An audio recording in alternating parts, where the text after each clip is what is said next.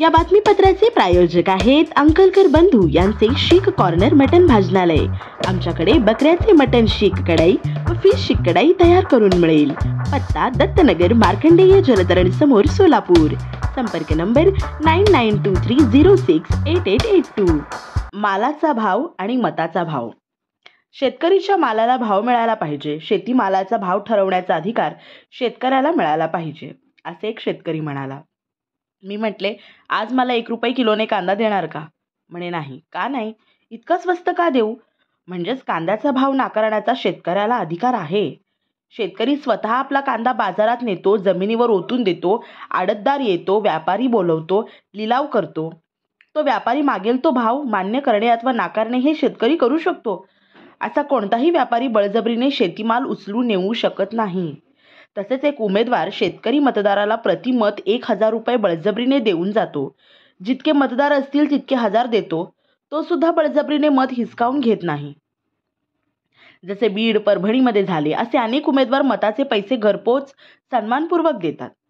कोणीही बळजबरी करीत नाहीत। नंतर शेतकरी ठरवतो की आपण ज्याच्याकडून जास्त पैसे घेतले त्यालाच मतदान केले पाहिजे।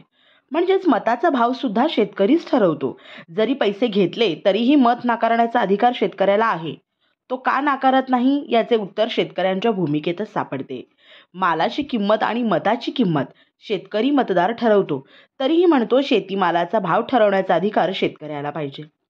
शेतमालाचा भाव ठरवणे, मताचा भाव ठरवणे हे जरी शेतकऱ्याच्या अधिकारात असले तरीही तो त्या अधिकाराचा योग्य वापर करत नसेल तर ती चूक शेतकऱ्याची आहे।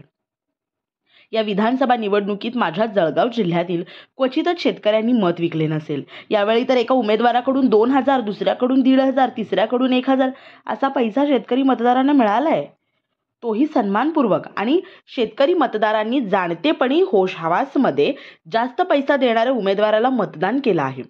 म्हणून अनेक चोर, भ्रष्टाचारी आमदार निवडून आले आहेत। जर शेतकरी मतदारांनी महाचोराला मत देऊन निवडून दिले असेल तर ती त्याची पसंती आहे। तर मग शेतकऱ्यांनी नाकारलेल्या उमेदवारांकडून मदतीची अपेक्षा ठेवणे चुकीचे आहे। जे शेतकरी छातीठोकपणे सांगतील की मी याच उमेदवाराला मतदान केले आहे, तो मात्र त्या उमेदवाराची मदत घेण्यास पात्र आहे, तसा त्याचा नैतिक अधिकारच आहे। जर सीतामातेने पैसे घेऊन रावणाला मतदान केले असेल तर रामाने तरी का मदत करावी, का सुटका करावी असा प्रश्न उपस्थित होतो। शेतकऱ्यांच्या अडचणी, समस्या का सुटत नाहीत यांचे उत्तर या कृतीत सापडते। याला सर्वस्वी शेतकरी जबाबदार आहे। हे सर्व मान्य केल्यानंतर शेतकरी नवीन प्रश्न करतीलच, त्यावर सुद्धा उत्तर शेतकऱ्यांच्या भूमिकेतच सापडते। शिवराम पाटील, महाराष्ट्र जागृत जनमंच, जळगाव। या बातमीचे प्रायोजक आहेत hotel pick and carry, Ankit Purna snacks. फक्त 45 रुपयात स्वादिष्ट मिसळपाव मिळण्याचे एकमेव ठिकाण। पत्ता आसरा हाऊसिंग सोसायटी, आसरा चौक, सोलापूर।